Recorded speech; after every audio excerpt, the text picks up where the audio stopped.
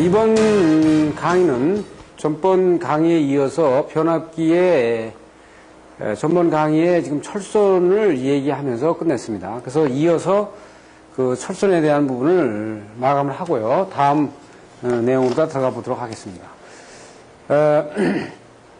전번 강의에서 그 얘기한 것처럼 변압기의 규소광판에다가 그 교류를 인가하기 때문에 주파수가 6사이클로 방향을 반대 방향으로 계속 자구를 이동을 시키기 때문에 그래서 120번 자구가 왔다 갔다 하면서 그 에너지를 한 번은 축적을 하고 한 번은 내뱉는데 그 얼만큼을 축적을 하고 내뱉느냐에 따라서 그 에피센시가 달라진다고 했어요. 그것이 히스테리시스 소리다. 그게 주파수에 비례한다. 그랬고 에디 카렌트 로스는 단면적을 작게 하면 작게 할수록 적층을 하면 서로 그 자속에 대한 영향을 상대방 거에 대한 자속에 대한 영향을 덜 받기 때문에 결과적으로 전체로 봤을 때는 그 전류를 상당히 정상적인 전류를 보내는 효과를 맥시멈으로 가져갈 수 있다. 그래서 그 주파수에 비례를 해서 손실이 발생된다. 그래서 똑같은 규소광판이라도 일단 어떤 함유를 하느냐 하는 거와 그 다음에 어떻게 가늘게 적층을 하느냐에 따라서 손실을 최대한 줄일 수 있다. 그래서 결론식으로 보시면 이렇게 볼 수 있죠. 히스테리시스 로스에 대한 거는 우리가 보통 항상 많이 쓰는 식이 이렇게 쓰죠. 그래서 이건 어떻게 있어요? K1이라고 보면은요.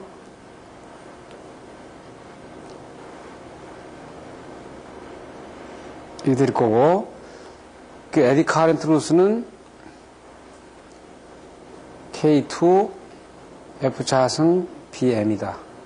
이렇게 되죠. 그래서 이거 보면 이거는 주파수의 비례라고 이것은 주파수의 자승의 비례를 한다. 그래서 만약에 히스테리시스 로선이 있고요. 여기에다가 에디 카렌트 로스가 이렇게 추가가 되는 겁니다. 추가가 돼가지고 전체 변압기의 규소광판에 나타나는 루스는 이런 곡선의 루스를 나타내 주는 거죠. 그래서 요새는 이제 그 아몰파스 자성체를 이용해가지고 거의 이 곡선을 거의 그 일직선에 가까운 이런 곡선을 만들게 되면 이만큼의 지금 면적이 적어지는 만큼 손실을 줄여 나갈 수 있기 때문에 지금 많이 그 이제 제작의 어려움이라든지 경제성 문제, 단가 문제 이것이 지금 문제가 돼서 그렇지만 앞으로 시운전이 계속되고 이것이 활성화되면 아마 상당히 전력 로스를 줄일 수 있는 결과가 되지 않을까 이렇게 봅니다. 자, 다음으로 이제 표류부하선을 볼 수 있습니다. 표류부하선은 규소광판을 적층을 어떤 형식으로 했느냐에 따라서 이 손실이 달라지는 거예요. 즉 그림에서 보시는 것처럼 아주 그림에서 보시는 것이 가장 효과적인데 지금 보세요. 만약에 NSN에서 이렇게 적층을 하면은요, 실제 이 자석이 이 공기중을 통해 가지고 자로가 형성이 돼야 되잖아요. 그렇기 때문에 손실이 많거든요. 그런데 이거를 이런 식으로 다 바꾼다 그러면 N에서 S로 이렇게 바꿔지니까 지금 자로가 상당히 지그러들지 않습니까? 이 간격이. 또 이거보다 더 좋은 거는 이렇게 적층을 해가지고 여기서 이렇게 하는 건 자로로 다 바로 들어가는 거니까 문제 없는 거고 이 바깥에 나가는 경로를 더 줄일 수 있어요. 더 줄이는 방법은 이런 방법으로 주는 겁니다. 그래서 변압기를 규소광판을 보면 이 적층을 양쪽에 그 사각으로 다 똑같이 자르지 않고 이런 부분들에 NS를 맞춰가지고 이 표류부하선을 상당히 줄이려고 상당히 노력을 많이 하는 부분을 볼 수 있어요. 그럼 외부 누출이 많아지는 것은 경로도 문제지만 경로가 이렇게 길게 구성이 되면 이게 많아지는 거죠. 그렇지만 어떻게 됐어요? 이게 만약에 부하가 없다. 전류실을 전혀 이게 NS는 지금 여기 형상에서 나타나는 거지만 우리는 어떻게 있어요? 이거를 전선에 전류를 보내줘가지고 만들잖아요. 이렇게. 그렇죠? 그렇기 때문에 만약에 부하가 없다 그러면은 전압만 인가되어 있지 부하가 없잖아요. 부하가 없는 경우에는 이 NS에 이 전류를 보내지 않기 때문에 NS를 안 만들어주는 거죠. 그렇기 때문에 이 손실이 많아진다는 얘기는 즉 부하가 걸려있을 때만 손실이 되는 거거든요. 그렇기 때문에 이건 또 어떻게 돼요? 부하손이 되는 거죠, 부하손. 즉, 부하손일 때 퓨리 부하손이, 부하손이 들어간다 이거야. 이게 되는 거죠. 그래서 이 NS극을 만드는 거는 지금 변압기가 NS극이 만들어져 있는 게 아니잖아요. 지금 이 표현을 제가 이렇게 해놨지만, 변압기가 NS에 대한 어떤 자속 방향이 만들어지는 거는 전류를 집어넣어가지고 만들어주는 거기 때문에 전류가 지나간다는 얘기는 부하를 걸었을 때 얘기니까 부하가 걸었을 때 이 퓨리 부하선이 커진다. 그렇게 보신다면 우리가 어떻게 얘기할 수 있냐면 이거는 부하선으로 볼 수 있다. 그래서 지금까지 지금 강의한 내용을 종합해 보면 우리에게는 지금 철선과 동선이 문제가 되고 그래서 철선에서는 히스테리시선과 와전류선 그리고 부하선에서는 이제 코어의 컨덕티비티 때문에 생기는 이 저항선하고 퓨리 부하선이 얘기가 된다. 그래서 이것을 합쳐서 거의 우리가 변압기의 손실로 우리가 얘기를 많이 한다. 지금 유도전동기 같은 경우도 되게 무부하선, 유도전동기 같은 경우는 무부하선은 이제 거의 지금 보면 이 바깥에 고정자 권선에 전압이 인가되게 되면 거기서 돼 있어요. 회전자기를 지금 만들고 스탠바이 하고 있죠. 그래서 거기서 손실이 되는 그 무부하선이 있을 수 있고 돌아가면서 전동기가 돌아가면서 그 동선이 추가가 된다고 이렇게 보시면 돼요. 거기 퓨리 부하선하고 그래서 이렇게 정리가 되면 일단 변압기에 대한 그 주요 손실에 대한 부분은 우리가 확실하게 좀 들여다본 겁니다.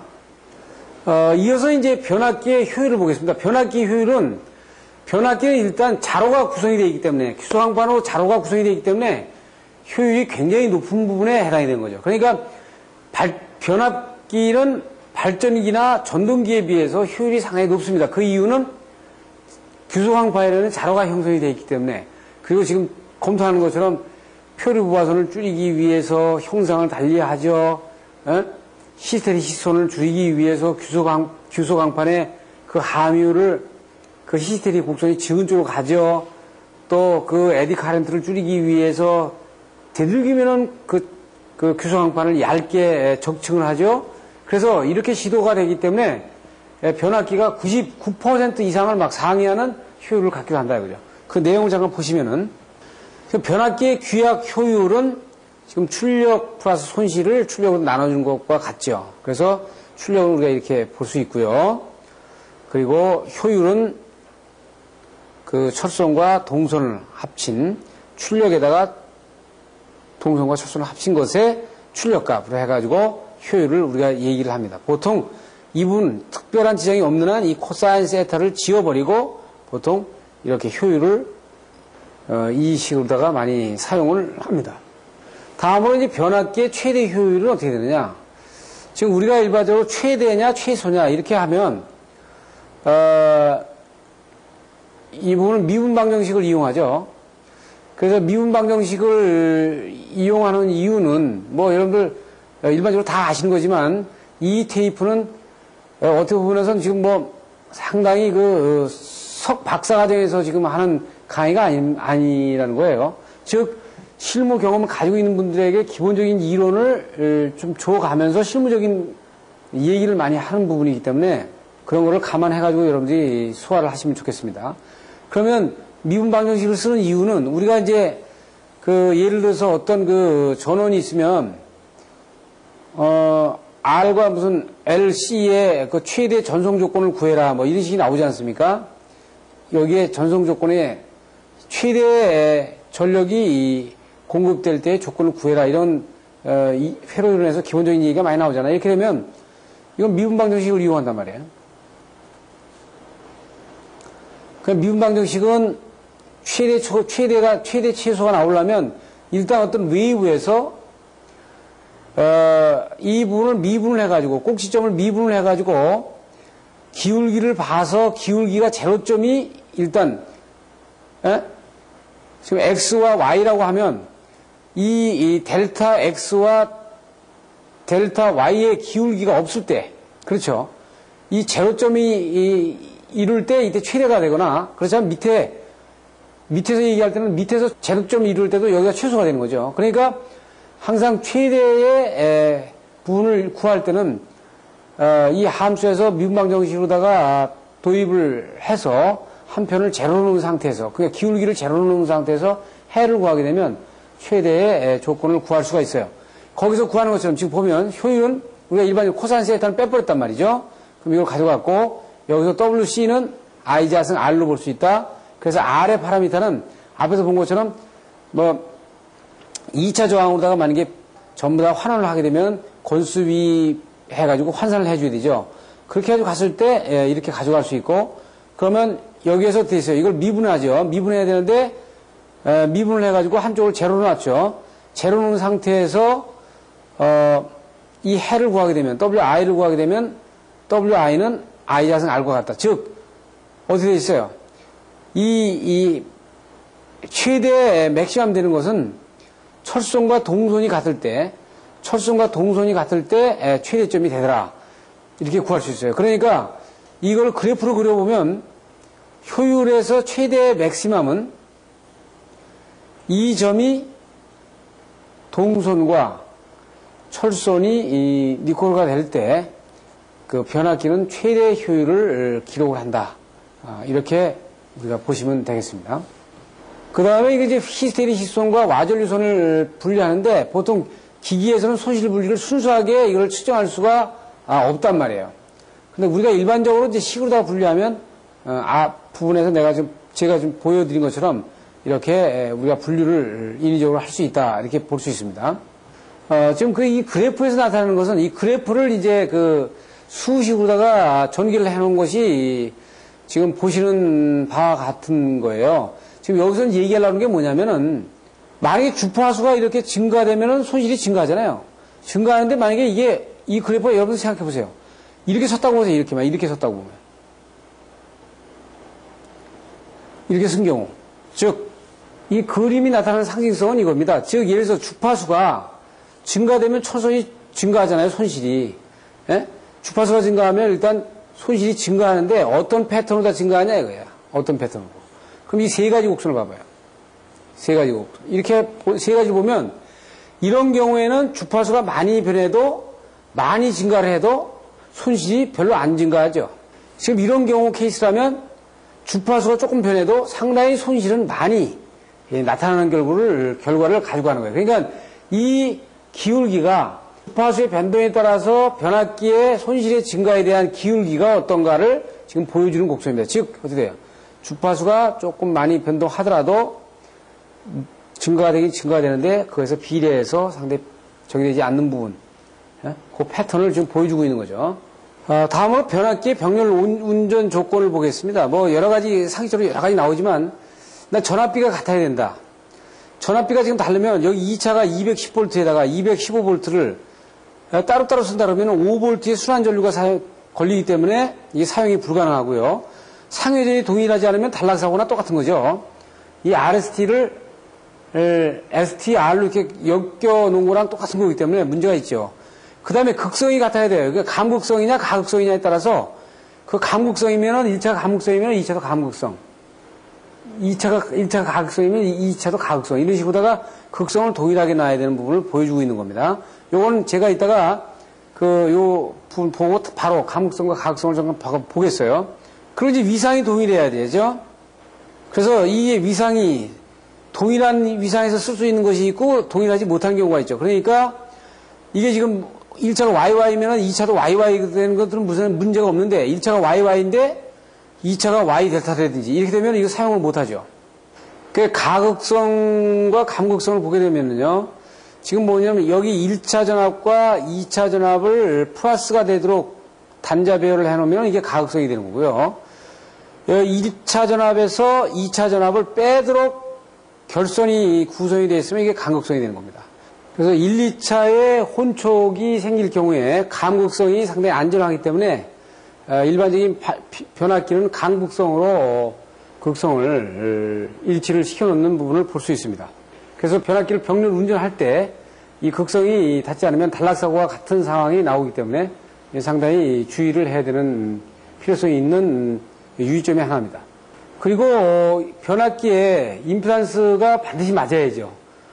변압기의 퍼센트 임피던스가 안 맞게 되면 병렬 운전을 하게 되면 지금 어떤 결과를 가져오게 되면, 변압기를 이렇게 막 병렬 운전을 합니다. 같은 용량을 가지고 하는데, 이게 500kV로 가지고 병렬 운전을 하는데, 이게 퍼센트 임피던스가 5고, 이게 퍼센트 임피던스가 6이면은, 임피던스가 이쪽이 높고 이쪽이 낮으니까, 그 부하 로드가 이쪽으로 많이 걸리죠. 똑같이 500보다 걸리는 게 아니고. 그래서 실제 저금부하를 사용할 때는 큰 문제가 없는데, 조금 이 부하에 이제 중부하가 걸리게 되면 상당히 문제를 야기시킬 수 있는 상황이 되기 때문에 이거는 극력 피해야 되는 그런 항목 중에 한 가지입니다. 그리고 이제 변압기의 서지 전압을 가하는 부분에 대해서는 우리가 뭘 배웠냐면 이제 피레기의 표준 파형이 1.2에 50 마이크로세컨드라는 거를 지금 앞에서 그 피레기에서 배웠어요. 그래서 지금 오일 변압기, 오일 TR의 비일 여기에서는 그 별도로 다른 부분으로 얘기했습니다만 이게 만약에 22.9kV면은 뭐라 그랬어요? 이게 20호에다가 5 플러스 50 해가지고 150kV의 전압을 걸고 여기에 뇌 서지 표준 파형을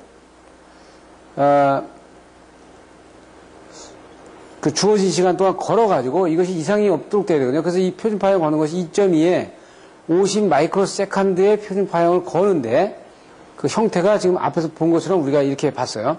이렇게 걸게 되면 변압기의 이제 전용 용량과 L과 C에 의해서 이렇게 어떻게 보면 그 대지간 전용 용량 분포가 생긴다는 거죠. 변압기의 이제 단락 전류가 그렇게 되면 우리가 앞에서 단락 전류에도 배웠지만 보통 전격 전류의 20배 정도 흐른단 말이에요. 20배 흐르면 자 보세요. 평상시 전류가 이제 이렇게 우리가 앞에서 제가 어떤 그림을 그려봤냐면 이런 그림을 그려봤어요. 지금 보시면 전류가 여기는 나오고 들어가게 되면 지금 보면 예를 들어서 막 이런 쪽으로다가 자석이 지금 진행이 되죠. 이게 합쳐지죠. 그렇기 때문에 이 자석이 이렇게 합쳐지니까 이렇게 합쳐지면서 민단 말입니다. 밀기 때문에 이거는 반발력이 작용할 거예요. 즉 예를 들어서 이런 규소광판을 놔놓고 이렇게 권선이 감겨져 있어요. 이렇게 쫙 감겨져 있죠. 그러면 이게 막 이렇게 흐른다 이렇게 전류가 이제 자석이 이렇게 흐르죠. 그러면 이게 평상시에 자석을 이렇게 흐르게 하는데 지장이 없는데 여기에 만약 20배의 자석이 흘러버리면 이것이 20배가 서로 미는 이 힘을 장력을 이기지 못해가지고 이탈이 된다고요. 그러면 이탈이 되게 되면 어떻게 있어요? 권선을 감싸고 있는 절연체라든지 이런 부분들에 대한 파괴가 일어나지요.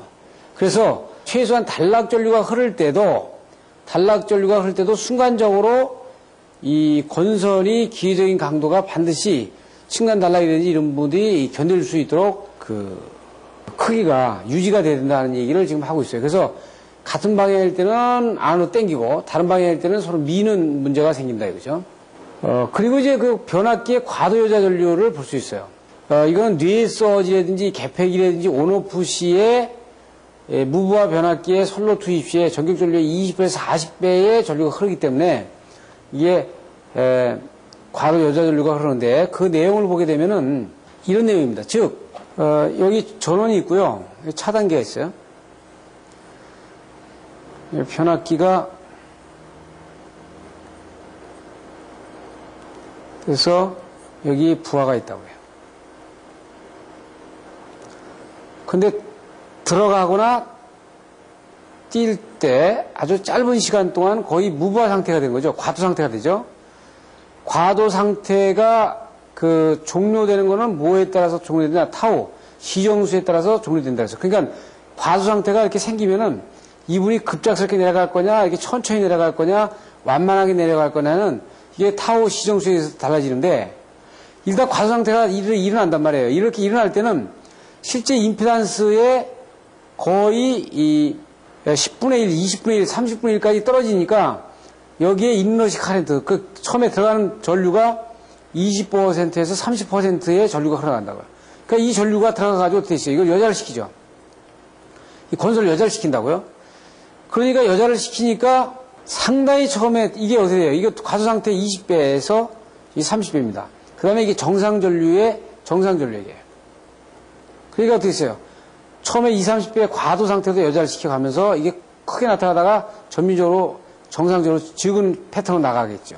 그럼 이때 과도 여자 전류를 여자시킬 때 뭐 휴즈가 용달이 된다든지 전선이 용달이 된다든지 이 문제가 되면 안 된다 이거지. 그래서 이 부분은 대개 어디에서 문제가 되냐면 그 22000 클래스의 변압기에서는 큰 문제가 되지 않는데 154나 345 변압기처럼 이렇게 큰 변압기에서는 상당히 큰 문제가 되는 겁니다. 왜냐면은 154에서 과도 상태가 돼가지고 전압이나 전류치가 증폭이 되면 그건 엄청난 큰 수치가 증폭이 되기 때문에 문제가 된다. 이렇게 볼 수 있어요. 그 변압기 특성, 일반적인 특성은 이제 전격 용량, 전격 전압에서 뭐, 우리 같은 경우는 뭐 154, 22900 이런 식으로 되고요. 그 전격 전류는 이제 전격 전압과 주파수를 가했을 때 전격 부하 상태에 흐르는 전류를 말하는 건데 단상일 때는 이제 단상하고 삼상은 그 루트 3을 지금 추가하느냐 안 하느냐의 차이만 다르지 똑같죠. 그 다음에 무부하 전류와 무부하 손실, 부하 손실, 뭐 백분율 임피던스 이건 앞에서 다 한 겁니다. 그리고 전압 변동률도 우리가 앞에서 봤고요. 효율도 들여다봤어요.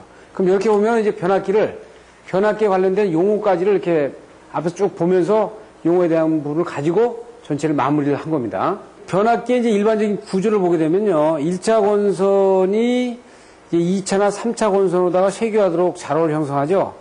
그래서 2차 권선이 1차 권선이 2차, 3차로 가는 거는 3차가 된 얘기는 뭐냐면은 이게 이제 만약에 이렇게 세 개의 자로를 가지고 갈 수 있어요. 이렇게.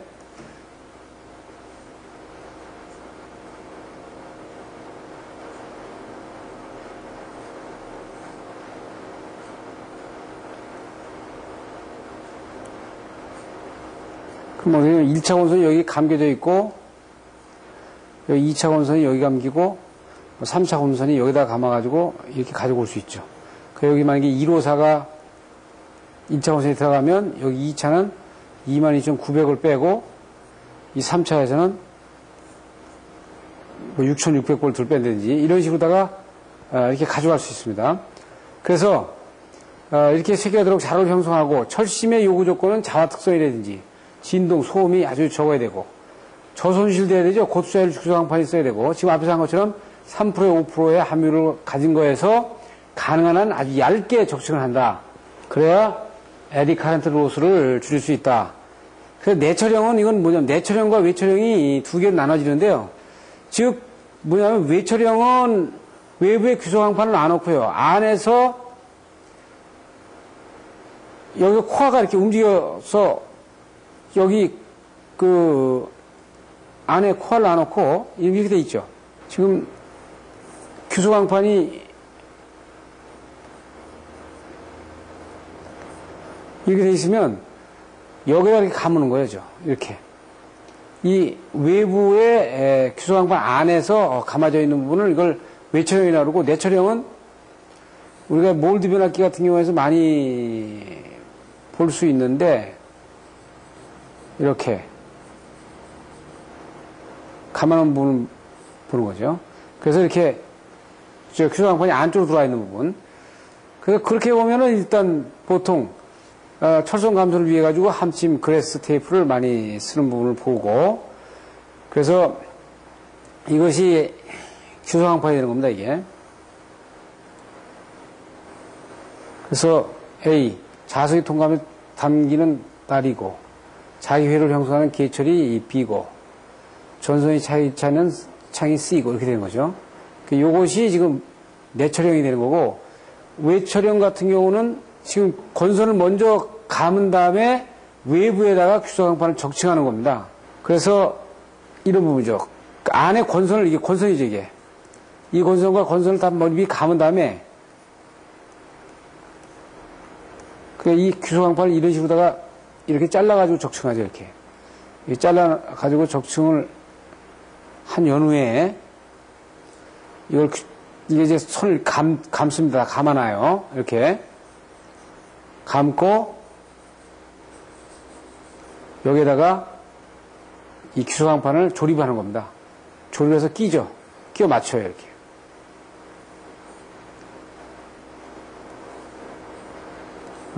요것이 지금 보면 외철형이 되는 거예요. 그래서 권선은 대개 내철형과 외철형으로 이렇게 나눠지만 대개 권선은 이제 99.9%의 도전율을 갖도록 하는데 이 권선의 배치는 대개가 변압기가 되게 그렇게 합니다. 이 규소광판이 가면 안에다가 저압권선을 놔놓고요. 외부에다가 고압권선을 배치를 시키는 쪽으로다가 대부분 이렇게 가요. 네? 그래서 내부에는 저압, 바깥에 고압권선을 설치하는 경우가 많다. 지금 권선 배치의 단면도를 보시면은 안에 저압권선을 놔놓고요. 그 에어를 통해 가지고 간격을 좀 놔놓고 외부에다가 고압권선을 배치한 형식으로 대부분 배치를 하고 있습니다. 다음으로 이제 외암 절연유 및 절연유 보존 장치들을 보겠는데 외암은 이제 보통 기계적인 충분한 내력을 가져가지고 수송이라든지 기계적인 강도를 갖도록 하죠. 그 다음에 외부에서 습기가 들어가지 않도록 이렇게 패킹하는 방식으로다가 이렇게 하고 있고요. 절연유의 여러한 방지 대책은 이제 이 변압기가 계속해서 보일링을 하니까 만약에 과열이 되게 되면 안에서 절연유가 계속 돌면서 되세요. 온도의 변화라든지 수분의 수축이라든지 팽창하면서 외부 공기와 접촉 시에 이게 호흡을 하게 되면 수분이 들어온단 말이죠. 그래서 절연유가 열화가 되니까 여기 호흡기를 놔놓고 질소가스를 놔가지고요. 질소가스가 가스 내에서 그 상층부에다 놔놓고서 호흡을 할 수 있도록. 그러니까 외부 공기하고 면하지 않도록 이렇게 하는 부분들을 방지 대책을 세우고요. 그래서 이제 대개 이제 개방용 콘서베이터라든지 질소 봉입 장치라든지 이런 부분들을 놔가지고 외부 공기와 호흡을 하지 못하도록 이렇게 합니다. 그러니까 호흡을 하게 되면 일단 수분이 들어가면 거기서 수분이 들어가면 H2O 부분이 절연유에 녹아 들어가가지고 거기서 어떤 불꽃이 무슨 야야된다든지 하면 폭발로 이어지는 상황이 나오죠. 그리고 이제 부품 및 보호장치에 보면 이제 절연유가 보통 광유를 씁니다. 광유. 그래서 미네랄 오일인데 이거는 이제 그 정제를 해서 그 크루드 오일에서 정제한 광유를 쓰고요. 냉각기라든지 그 방열기는 그 에어 쿨링을 하는데 우리가 상당히 많이 변압기의 과열을 막아주는데 상당히 많이 쓰고 있죠. 그래서 그 방열기는 여러분들이 잘 아시는 것처럼 그 라지에다를 방열기를 바깥에 놔가지고 대형 같은 경우는 이제 전동류 펌프가 있어가지고 강제로 이게 절연유를 돌려주죠. 그 일반적인 일반적인 소형 같은 경우는 이 진동류 펌프가 있는 것이 아니고 자연 그 순환에 의해서 쿨링이 되도록 이렇게 만들어주는 방법이 보통 일반적인 냉각기의 구조입니다. 그리고 이제 부하시 탭 절환기가 있는데 OLTC 이거는 온 로드 탭 체인저 이렇게 돼가지고 지금 OLTC로 얘기하는데요. 이건 보통 154나 그렇지 않으면 22000에서도 상당히 부하가 높은 그 용량이 큰 데서 얘기한다. 그러니까 로드가 걸려있는 상태에서 탭이 조종이 돼야 되는 거니까 이것은 심야 부하나 경부하, 심야 부하 때나 중부하, 심야 부하는 아주 경부하죠. 경부하나 낮에 중부하 때 전압 차이가 상당히 많아가지고 2차 전압에 문제가 상당히 많을 때 이 로드를 걸어놓은 상태에서 탭이 자동으로 전환됨으로 해가지고 전압을 조정해주는 방법인데 이것은 대개 변전소, 한전 변전소 쪽에서 설치가 되어 있고요.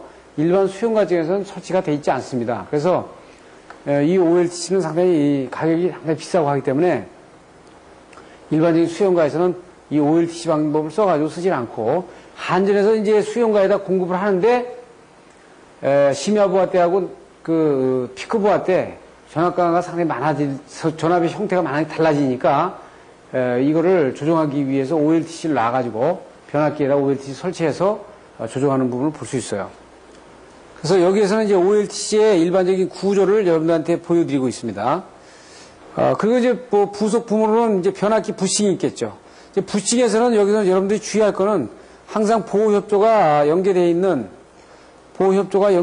상태에서 부싱의 절연 강도가 결정이 된다 하는 얘기만 우리가 좀 잘 보시면 되겠어요. 이 보호협조가 어떻게 된다? 이거 보호협조가 굉장히 중요하다. 이것은 앞에 제가 피레기 쪽을 할 때 누차에 걸쳐서 VT 곡선을 가지고 설명을 했습니다. 그러니까 이 부분이 만약에 다시 이해가 안 되면 앞 테이프로 가셔가지고 피레기에서 VT 곡선과 보호협조에 대해서 다시 한번 보시도록 하세요. 그리고 이제 방압장치, 이거 대형 같은 경우, 대형의 변압기 내에 설치되는 건데, 변압기가 만약에 보일링을 하거나 안에 과부하가 돼가지고, 그 압력 이상이 돼버려가지고 폭발될 가능성이 있으면은 그걸 사전에 막기 위해서 이상 압력에서 그 방압장치가 동작을 하도록, 이렇게 한 거죠. 그래서 충격도 압력 계전기도 또 있고요. 프레셔가 들어와서 리레이를 동작을 시켜가지고 계전기가 트립을 하거나 다른 차단기를 트립시키거나 고장의 확대를 막아주는 그런 방법들을 쓰는 방법입니다. 지금 이런 것들도 아주 대형 변압기에서만 지금 사용되고 있는 것들이에요. 부소스 계전기는 일반적인 우리 22900 클래스에서도 사용되는데 이 부소스 계전기도 사용되려면 거의 한 10MVA 정도가 돼야 사용되는 겁니다. 보통 7, 8000 kVA짜리에서는 부소스 계전기를 쓰지 않고 대개 이제 건설 온도를 재는 온도계하고 유온계 이 부분들을 놔가지고 보통 우리가 지금 그 사전에 이상 징후를 발견을 하죠. 그리고 피레기가 이제 이상전압이 변압기 충치되기 전에 피레기를 통해서 방전하도록 변압기 앞단에다가 그 대형 같은 경우 154 같은 경우나 345 같은 경우는 또 피레기를 변압기 보호용 피레기를 설치를 하는 경우를 많이 봅니다. 자, 지금까지가 뭐냐면은 그 일반적인 변압기의 전반적인 개요하고요. 그래서 변압기의 개요. 여기서는 기본적인 원리, 그리고 여기 손실 문제. 그래서 크게 세 가지 봤죠.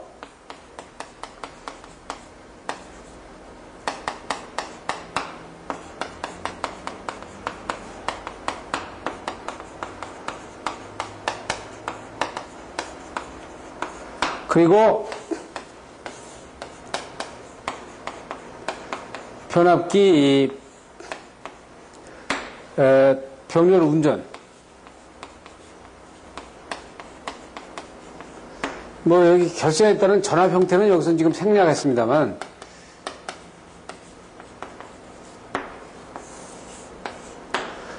그리고 이제 여러 가지 부속 장치들을 봤어요. 보호 장치들을 봤다고요. 그러니까 이거는 일반적인 유입 변압기 쪽이란 말이에요. 그럼 이 손실은 뭐 똑같은 얘기겠지만 일단 조금씩 그 다른 부분이 있어요. 그래서 이제 이번 시간에는 뭐가 들어가냐면 유입 변압기를 이제 뒤로 하고 몰드 변압기를 본단 말이에요. 그 몰드 변압기와 유입 변압기를 이제 비교해서 보고 몰드 변압기의 구조를 보고 이렇게 함으로 해가지고 우리가 일반적인 몰드 변압기의 그 내용을 파악을 함으로 해가지고 유입 변압기를 더 잘 알 수 있도록 이렇게 가보도록 하겠습니다. 그 내용으로 들어가 보면 이제 몰드 변압기가 최근에 많이 사용되고 있는 거는 수변 설비에서 변압기가 안에 건물 안에 들어감으로 해가지고 화재 문제, 이 고안전성 문제를 확보해야 되고 공해성 문제 이런 것들이 일부에 해결할 수 있는 부분들이 어떤 것이냐. 그래서 이제 변압기가 건식 변압기로 갔다가 이제 몰딩화로 가는 부분들이 상당히 많아지는 겁니다. 그리고 몰딩화를 하다 보면 이게 그 에너지 세이빙 측면이라든지 소형 경량으로 하는 문제, 그렇게 함으로 해가지고 저전력으로 해서 변압기 손실을 좀 줄이는 문제를 가져갈 수 있어요. 그래서 이제 H존과 뭐 이게 보면은 바니시 함치명, 그러니까 레이진 함치명하고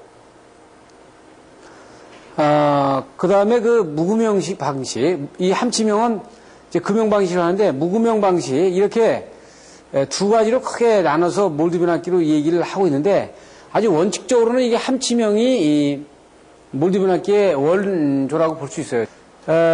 지금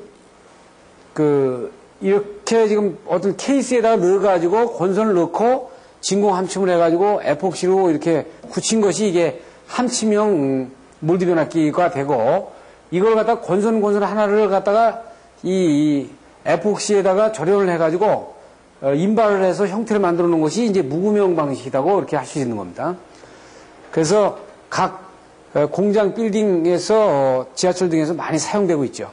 그 몰드 변압기의 기술 동향은 지금 보면 크게 금형 방법과 무금형 방법으로 두 가지로 나눠볼 수 있다. 이렇게 볼 수 있어요.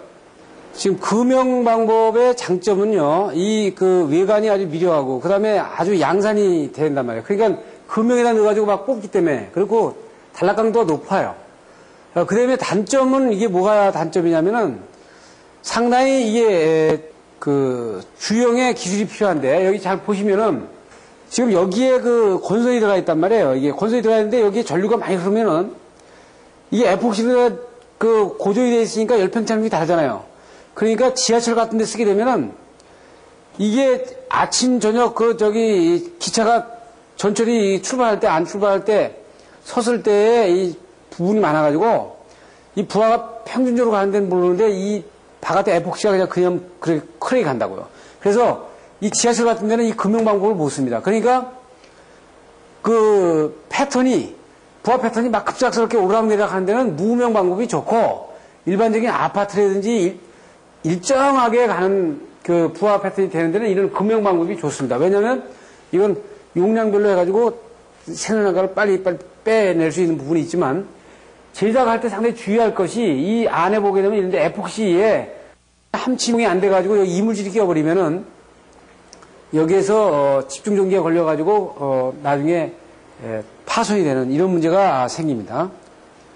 그래서 금형 방법과 무금형 방법이 보통 있는데, 보통 금형 방법은 함치법을 많이 쓰고요. 무금형 방법은 뭐 프리프레그 방법이라든지 이런 방법을 많이 씁니다. 그래서 이렇게 건선을 인발로 해가지고 이렇게 잡아 뽑고, 뽑은 건선을 에폭시로다가 거쳐서 나가가지고 이것이 굳어서 바깥에 건선을 감아주는 방법을 쓰는 방법입니다. 지금 이거는 효성, 금성, 그 다음에 여러 이천 이런 데서 많이 생산해냈던 거고, 예전에 이제 이화전기 같은 경우가 이제 이거 무금형 방법을 많이 썼던 방법이죠. 그래서 무금형 방법은 이제 설계가 자유롭고, 개별 시바에 따라서 이렇게 만들 수 있잖아요. 그 단점은 이제 이게 동일 용량을 대량 생산하는데 상당히 문제가 있고, 외관이 좀 미려하지 못한 부분이 있다. 그렇지만 지하철에서는 초기에도 많이 사고가 많이 났습니다만, 지하철에 이 금형 방식을 외상권을 많이 썼다가 상당히 그 외상권도 금형 방법에서 열팽창력이 달라가지고 해결을 못해서 이거를 무금형 방법인 아마 이화 제품을 보강을 해가지고 거의 지하철에 지금 이화 제품이 많이 들어가 있는 것으로, 무금형 방법이 변화, 부하 패턴이 상당히 이렇게 심한 데는 상당히 어디 있어요? 열팽창률에 의해서 건선이 늘어났다 줄었다 할 수 있기 때문에 상당히 좋게 평가가 될 수 있다고 볼 수 있겠습니다.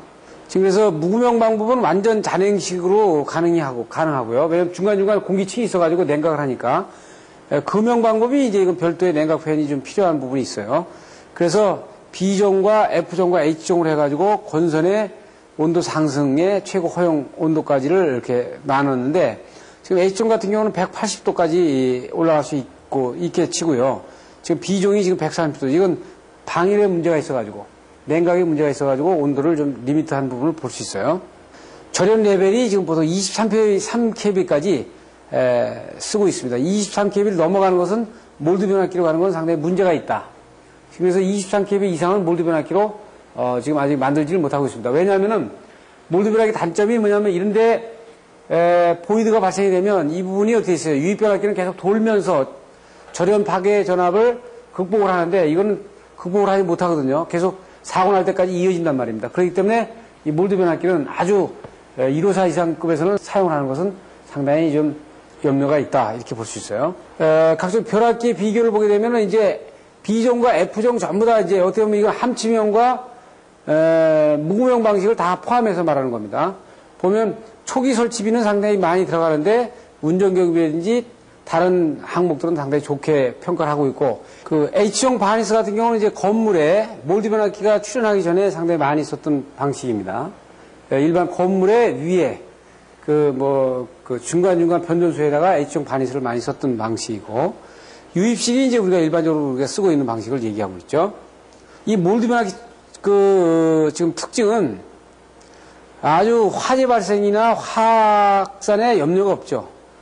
그 다음에 이제 감전 등에 대한 안전성이 아주 높고, 그 방지 설비를 아주 간소화할 수 있고, 그 다음에 에폭 수지 절연이 아주 특수 절연이 돼가지고 상당히 소음이라든지 그 전체를 일체화시키는 부분에서 변압기를 아주 컴팩트하게 가져갈 수, 이렇게 컴팩트하게 가져갈 수 있죠.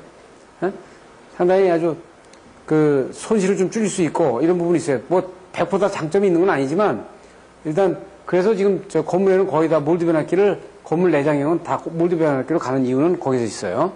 그래서 특징은 난연성과 안전성이 좋다. 내진성이 좋고 전기적으로 기계적으로 신뢰성이 좋고 소형 경량이고 저소음 무공해 운전할 수 있고 단시간 과반 내량이 있고 저전력 손실 및 보수 점검이 용이하다. 그런데 이제 꼭 그런 것만 아닌 게 환경성도 그래요. 우리나라하고는 기준이 다른데 우리나라 이 변압기 뜯으면 어디다 갖다 버릴 거예요?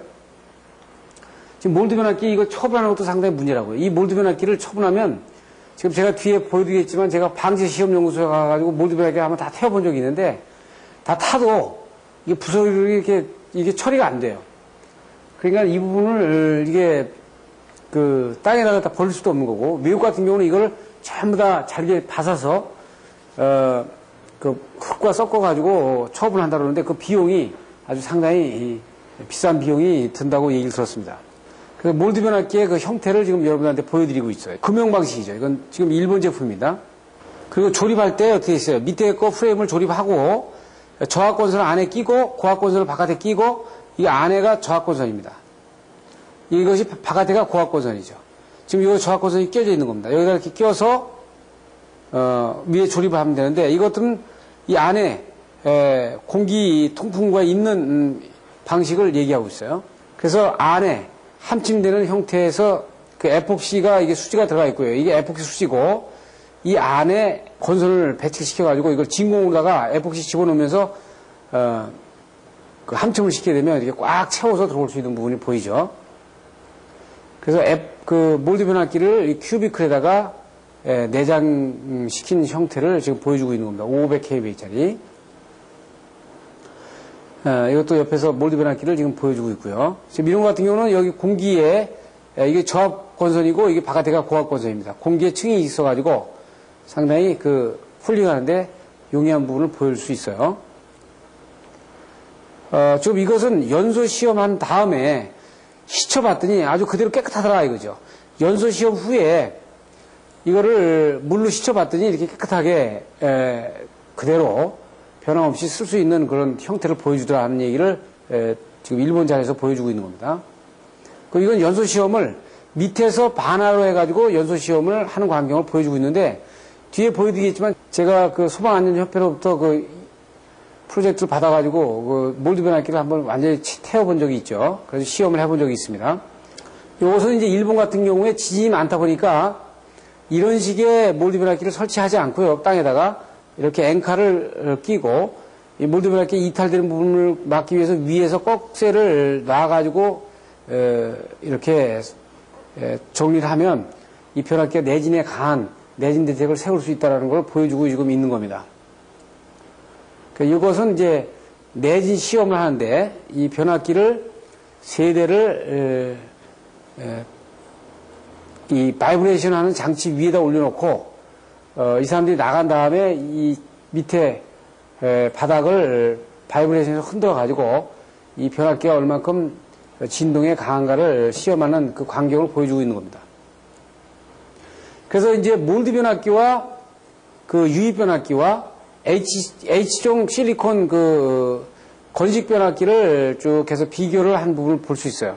그 보처럼 몰드 변압기는 일단 환경성에 좋고 컴팩트하고 요새는 아주 사람들이 그 건물 안에 유입 변압기가 들어온 거를 상당히 좀 꺼려하는 부분이 있기 때문에 그 몰드 변압기 설치하는데 22,000 클래스까지는 이해가 돼도 유입 변압기가 그래도 상당히 좋은 부분이 많습니다.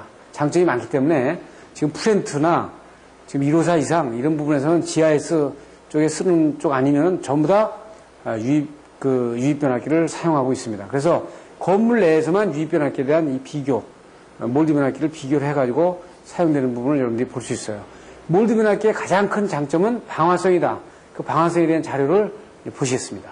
자, 몰드 변압기에 대한 그 방제 기초 자료에 대한 시험을 제가 이것은 한국 소방안전협회로부터 숭실대학교 고전압연구실에서 박효일 교수님이 용역을 받아가지고 제가 연구원을 수행한 프로젝트 중에 하나입니다. 그래서 정말 몰드 변압기가 얼마나 내연성이 있는지, 그 몇 도에 어떻게 연소가 되는지, 이런 부분들에 대한 문헌을 보통 번호로만 했지, 실질적으로 노에다가 태워보지 않았기 때문에 이 부분을 우리가 시험을 상당히 오랜 기간, 거의 2년에 걸친 연구 결과 끝에 저희들이 시험을 해본 상황입니다. 그래서 거기에 대한 아주 귀중한 데이터를 많이 내놨는데 여러분들이 직접 보시겠습니다.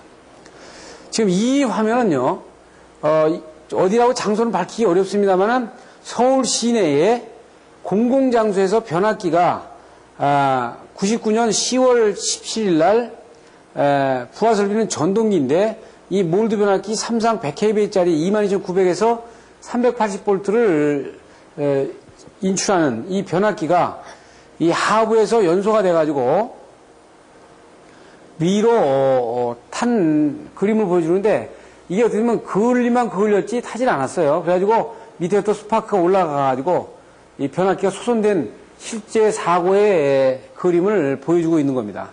그래서 이런 몰드 변압기의 착화 현상들을 우리가 시험을 하기 위해서 어떻게 했었냐면 한국 화재보험협회의 방재시험연구소에 이 노설비가 있습니다. 그래서 저희들이 이 변압기를 제작을 해서 가져갔어요. 가져가서 이 덮개를 일단 먼저 이 노에 대한 덮개를 드러내고 크레인을 드러내가지고 여기다가 일단 그 몰드 변압기를 안치시킵니다. 그러면 양쪽에 연소 번호가 나오도록 되어 있고 여기에 이제 온도 센서인 서모카플이 이렇게 있게 되어 있어요. 그러면 설치한 다음에 이 위에 카바를 내화제로 씌운 다음에 이 번호로다 가열합니다.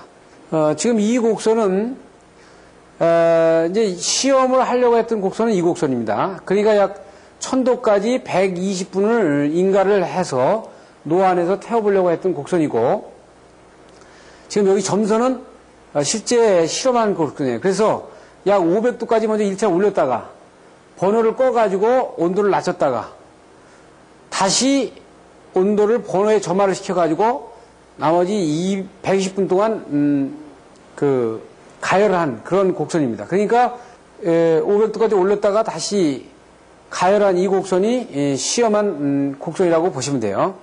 그래서 시험 준비 과정은 연소 시험 준비를 하는데 몰드 변압기를 고압건선부만 분리해가지고 수평 가열로 내부에 삽입했다. 즉 이렇게 이 부분 이 안에 저압건선이 있잖아요. 저압건선까지 태운 게 아니고 이 고압건선만 갖다가 통째로 노에다가 집어넣은 겁니다.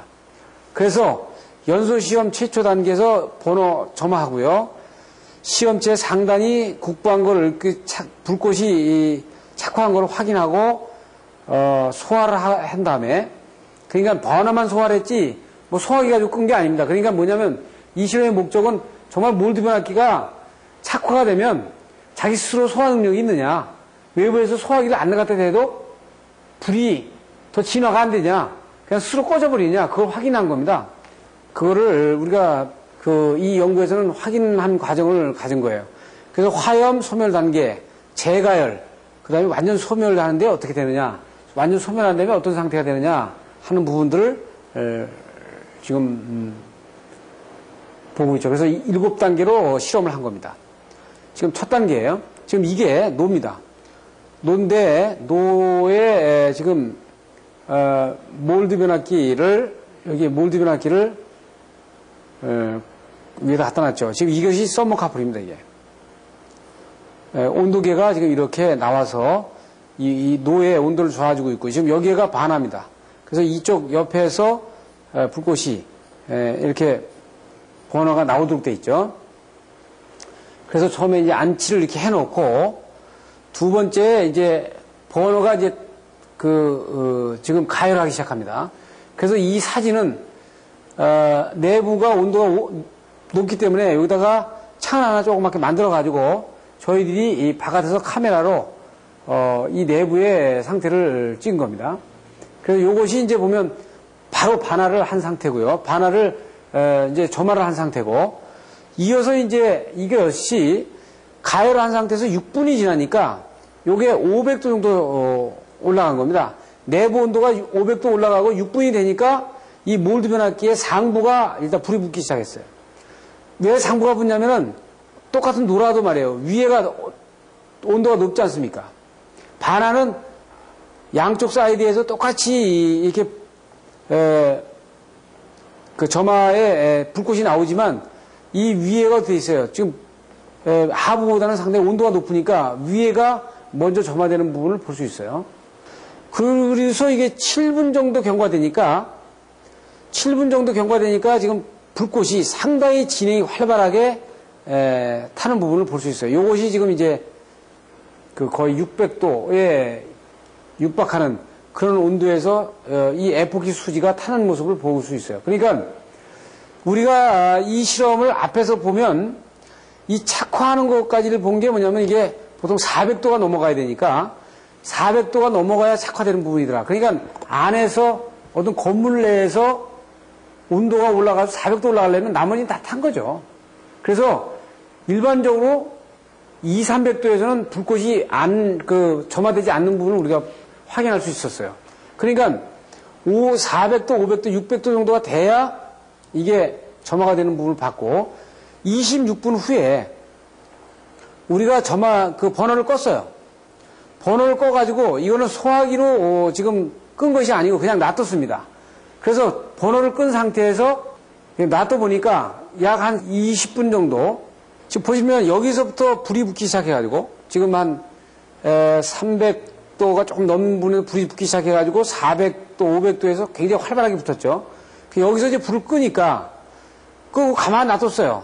그 소화기로 끈 게 아니고 그러니까 한 10분 정도 되니까 완전히 점화가 불꽃이 완전히 사라졌고 온도가 내려가는 부분을 보여주는 겁니다. 그래서 이것은 무엇을 증명하냐면 몰드 변압기는 불이 나더라도 그냥 외부에서 어떤 여론이 공급이 안 되면 자기 스스로 타지 않는구나 하는 부분이 증명이 됐어요. 지금 보신 것처럼 아까 불꽃이 상당히 많이 났는데도 버너에서 그 버너에 불을 끄니까 지금 불꽃이 서서히 자기 스스로 없어지는 부분을 볼 수 있었다. 그게 난연성이라는 게 증명이 됐죠. 난연성이 증명이 됐다. 그리고 다시 재가열을 시켰어요. 재가열을 시키니까 안에 벌써 에포키 수지가 상당히 온도가 높이 올라가 있는 상태 아닙니까? 그러니까 쉽게 점화가 돼가지고 상당히 빨리 불이 붙는 부분들을 우리가 볼 수 있었고 이거는 완전히 104분 정도 경과된 상태에서 거의 불꽃이 나오지 않는 거는 여기서 탈 수 있는 것들이 다 타버린 거죠. 연소될 것이 없는 거예요. 그래서 우리가 이 상태에서 끈 상태에서 녹아식기를 바란 다음에 노예 그 햇질을 갖다 열어가지고 이 탄 고용물질 에폭시 이 변압기를 보니까 이 탄 것만 탄소화가 됐죠. 이것이 부스러기로 남아있는 것이 아니고 똑같은 에폭시 수지의 고용물의 형태가 달라진 거지 딱딱하기는 똑같이 딱딱한 상태로 이렇게 그대로 있는 것들을 봤어요. 그러니까 지금 이 실험에서는 우리가 뭐를 본 거냐면은 이 에폭시 몰드 변압기가 스스로 착화하지 않는다. 또 외부에서 착화원이 발생되더라도 400도 이상이 돼야 착화가 된다. 착화가 되더라도 외부에서 고정적인 여론이 공급이 안 될 경우에 스스로 소화를 한다.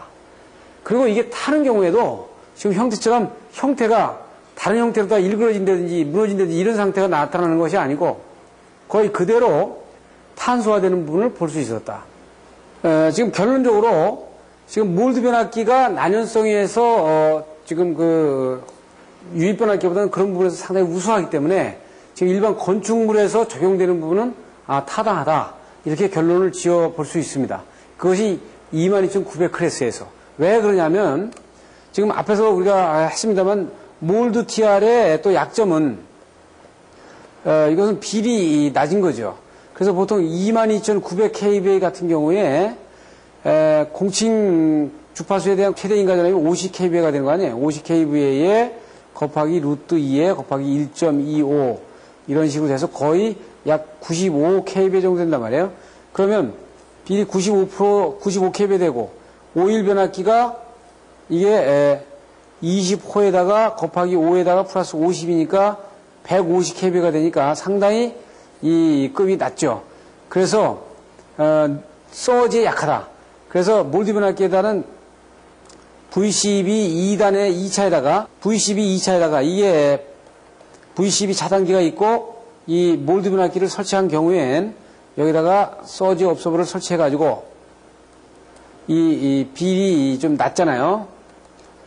이렇게 낮으니까 이거에 의한 그 서지의 그 전격을 견딜 수 있도록 이렇게 처리를 하죠. 자, 지금까지 그 유입 변압기와 몰디 변압기를 비교해서 봤고요. 변압기 전반적인 부분에서 쭉 내려오면서 봤죠. 그래서 변압기는 두 편에 걸쳐서 여러분들이 봤습니다.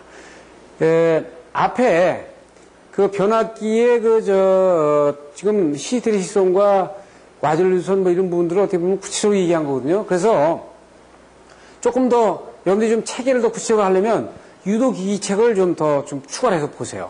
그렇게 되면 이해가 굉장히 빠르실 겁니다. 그리고 수식 확인하시고, 그리고 일반적인 지금 파워포인트와 저희들이 시청각 자료를 총동원했기 때문에 여러분들한테 아주 쉽게, 그 다음에 아주 빠르게 현재의 변압기의 전체적인 윤곽을 파악할 수 있도록 아마 강의가 효과적으로 됐을 겁니다.